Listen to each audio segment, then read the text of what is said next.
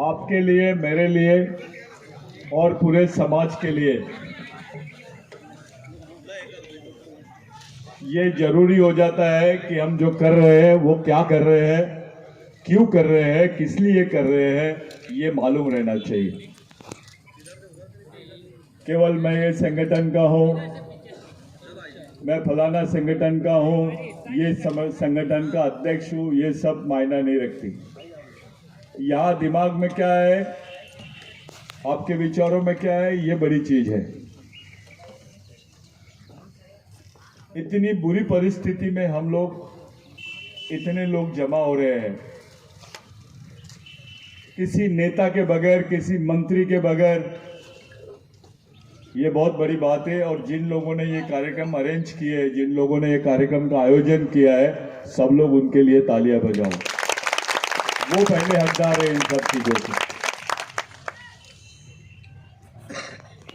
आप लोग बिरसा मुंडा के बारे में जानना चाहेंगे या टंटा मामा के बारे में?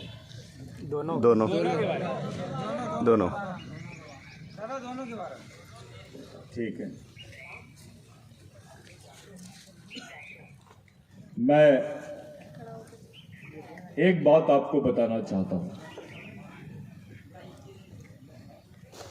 एक प्रोग्राम है, मैं उनको वहां पे भी जाना है, उनको भी समय देना है, लेकिन कुछ चीजें मैं आपसे बात करके जाना चाहता हूं। मैं भाषण नहीं करूंगा, सिर्फ बात करूंगा। जब भगवान टंटे भिल को पकड़ा गया धोखे से, अपने लोगों ने गद्दारी की है, तब ब्रिटिश टाइम करके एक अखबार था जो पूरे देश में जाता था। तब बिरसा मुंडा की उम्र सिर्फ 14 वर्ष की थी, 14-15 वर्ष की होगी। वहां पे लिखा हुआ था, Indian robin hood has grabbed. इसका मतलब होता है कि जो भारत का रॉबिन हुड है उसको पकड़ा गया है।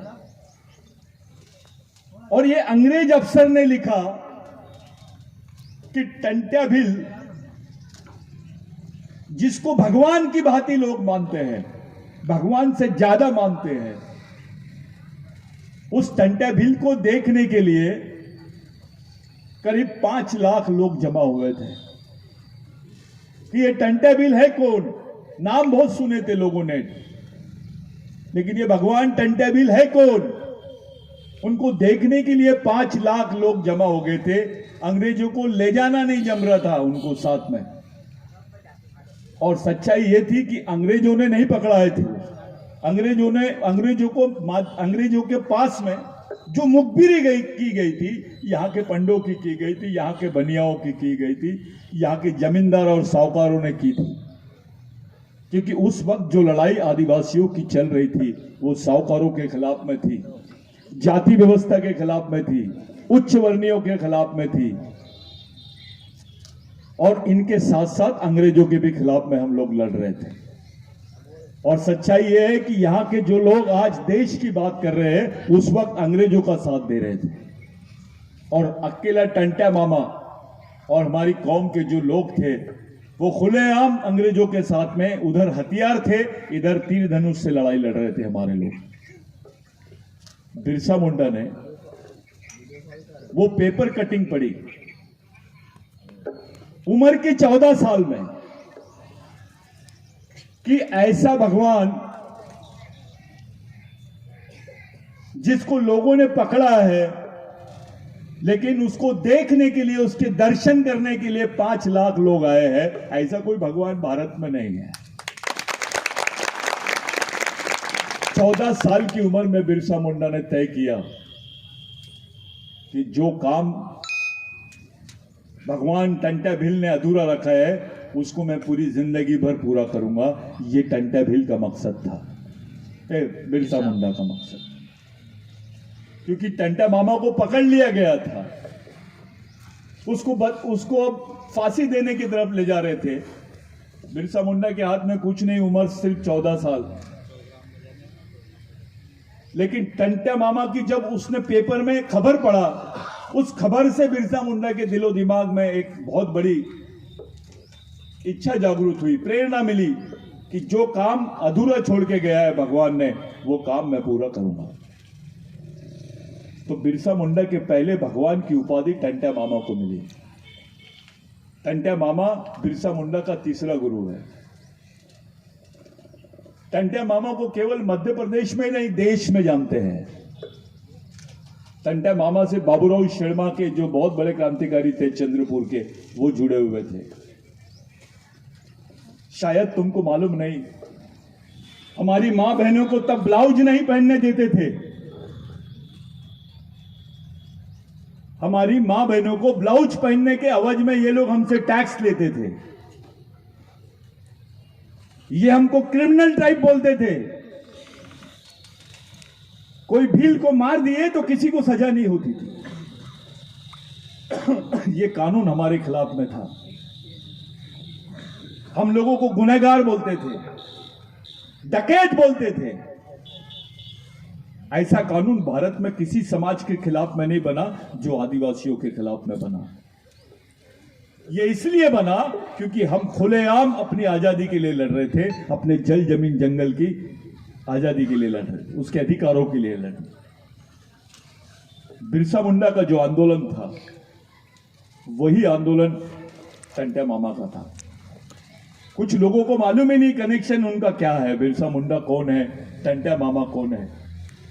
इस देश में इतने दिन 14 साल तक के हथियारबंद लड़ाई, यानी हथियारों से अंग्रेज भी लड़ रहे थे और हथियारों से टंट्या मामा भी उनके खिलाफ में लड़ रहे थे।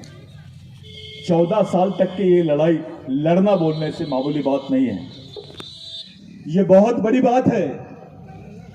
14 साल तक के टंट्या मामा लड़ते रहा, और ये खबर पूरे देश नहीं तो विश्व में बहुत सारे देशों को पता चल गई थी। जो उस वक्त पेपर निकलता था ब्रिटिश टाइम्स, वो ब्रिटिश टाइम्स भारत के सभी राज्यों में जाता था, और वो अखबार ब्रिटेन में भी छपता था। वहां के लोग, ब्रिटेन के लोग टंट्या मामा को बोलते थे, he is just like a god, he is a Robin Hood. Bharat में किसी क्रांतिकारी को रॉबिनहुड नहीं बोले। रॉबिनहुड का मतलब होता है लोगों का देवता, मजबूरों का देवता, जिन पे अन्याय हुआ, गरीबों का देवता। ऐसा भारत में किसी क्रांतिकारी को नहीं बोला गया जो टंट्या मामा को बोला गया। साथियों, ये देश हमारा है। इस देश का पहला मालिक आदिवासी है। इस देश में जहां जहां आदिवासी है वहां पर उनकी जमीनें हैं, और हमारा आदमी शुरू से अपनी जल जमीन जंगल के लिए लड़ते रहा है। आपके पास जो भी जमीनें दिख रही ना, ये आज जितने आदिवासियों के पास में जमीनें हैं, ये टंट्या मामा की देन है, ये बिरसा मुंडा की देन है। अगर बिरसा मुंडा के समय 1 लाख से ज्यादा लोग मारे गए उसके आंदोलन में, जिसकी गिनती नहीं करी सरकार ने, कितने मरे ये रिकॉर्ड में आदिवासियों के बारे में लिखा नहीं जाता था, क्योंकि हमको इन लोगों ने क्रिमिनल ट्राइब बोल दिए थे। हमको स्वतंत्र सेनानी नहीं बोलते थे, हमको गुनहगार जमात बोलते थे। नौकरियों का तुमको कोई अधिकार नहीं था, पढ़ने का अधिकार नहीं था, किसी शहर में जाके रहने का अधिकार नहीं था। हमारे लोगों को ये लोग शहर से भगाते थे।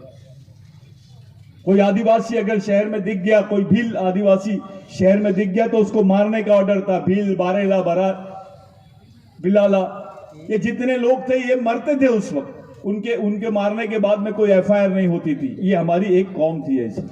हमारे खिलाफ में इतना बड़ा षड्यंत्र चलता था इस देश में। ऐसा कानून किसी समाज के खिलाफ में नहीं बना जो आदिवासियों के खिलाफ में बना। वो कानून के खिलाफ में टंट्या मामा ने लड़ा, बिरसा मुंडा ने लड़ा। कोई मामूली बात नहीं थी। टंट्या मामा का नाम लेकर हम लोग उसको अगर अगरबत्ती लगा दिए, हार चढ़ा दिए, टंट्या मामा को समझना पड़ेगा कि टंट्या मामा कौन सी चीज है। हमारे समाज के लिए, आदिवासियों के लिए भगवान से बड़े नाम है ये। भगवान से भी बड़ा व्यक्ति है टंट्या मामा, क्योंकि आज जो तुम्हारे पास नौकरी है, आपके पास जो जमीन है, बदन पे कपड़े हैं, 2 वक्त की रोटी है, ये टंटे मामा की वजह से, बिरसा मुंडा की वजह से। ये किसी शंकराचार्य ने आके नहीं दिया, किसी महाराज ने आके नहीं दिया, ये हमारे शहीदों ने दिए। क्या गरज थी टंटे मामा को आपके लिए मरने के लिए? क्या रिश्ता था आपका? अरे टंटे मामा को तो ये लोग 3 जिले दे रहे थे, 3 जिलों की जमीन दे रहे थे। राजाओं का राजा रहता टंटे मामा कि भाई आप सरेंडर कर दो, लड़ाई बंद कर दो, आपको 3 जिले मुफ्त देते हैं हम। करीब करीब 1 लाख हेक्टेयर जमीन आपको देते हैं। इनाम अलग चीज थी, लेकिन सेटलमेंट में जब बात किए थे, होलकर जो साम्राज्य था यहां पर, होलकर राज्य था, उनके मार्फत इन्होंने बात की थी। 3 जिले मिल रहे थे टंटे मामा को, नहीं लिया। मेरा समाज सबसे बड़ी चीज है मेरे लिए। मैं ये जमीन के टुकड़ों को नहीं, मुझे 3 एकड़ जमीन नहीं, मेरे समाज के हर आदमी को 3 एकड़ जमीन मिल जाएगी, उसके जिंदा रहने का सोर्स बन जाएगा, उसकी जिंदा रहने का साधन बन जाएगा, तो मेरे को लगेगा कि मैंने अपने समाज के लिए कुछ किया। आज तो सग्गा भाई सग्गे भाई को जमीन नहीं देता है। सग्गा भाई तुम्हारा, अगर वो अपनी जमीन में से जमीन देने की बात आई, घर में से घर देने की बात आई, तो पीछे हट जाता है। वो काम टंटे मामा ने किया। ये मामूली नाम नहीं है, ये हमारे समाज के लिए भगवान से बड़ा नाम है। उस वक्त हमारे को नौकरियां नहीं मिलती थी, हमारे लोग सरकारी नौकरी में जाना चाहिए करके खुद टंटे मामा ने बोला कि हमारे आदिवासियों को तुम पुलिस में भर्ती करो, आदिवासियों को पुलिस में भर्ती करो, आदिवासी ही टंटे मामा को पकड़ सकते हैं। ऐसा अपने लोगों को टंटे मामा ने समझा के अंग्रेजों के पास में भेजा। पहले 50 आदिवासियों को पुलिस की नौकरी मिली, फिर 100 को, और उसके बाद 1000 लोगों को पुलिस की नौकरी मिली। और वहीं से सिलसिला शुरू हुआ आदिवासियों को नौकरी मिलने का, सरकारी नौकरी मिलने का। किसने किया ये? पहले तो नौकरी का भी साधन हमारे पास नहीं था। टंटे मामा की सोच देखो कैसी थी, खुद को पकड़ाने के लिए हम लोगों को, अपने लोगों को, मेरे समाज के लोगों को पुलिस में आप भर्ती करा दो, टंटे मामा मिल जाएगा, ऐसा करके अपने बंदों को सजाकर अंग्रेजों के पास में टंटे मामा ने भेजा था। यहां से अपने को नौकरी मिलना शुरू हुई। कुछ अधिकारियों को लगता है कि मैंने बहुत बड़ा ऑफिसर बन गया हूं, मैं कलेक्टर बन गया हूं, मिनिस्टर बन गया हूं, तहसीलदार बन गया हूं, पुलिस वाला बन गया हूं। अबे बना किसकी वजह से? समाज की वजह से, टंटे मामा की वजह से। और उसी की सोच से बेईमानी, उसी से बेईमानी जिसने तेरे लिए, तेरे समाज के लिए अपनी जान दे दिया। टंटे मामा को पूछा गया था कि आपकी आखिरी इच्छा क्या है फांसी के पहले?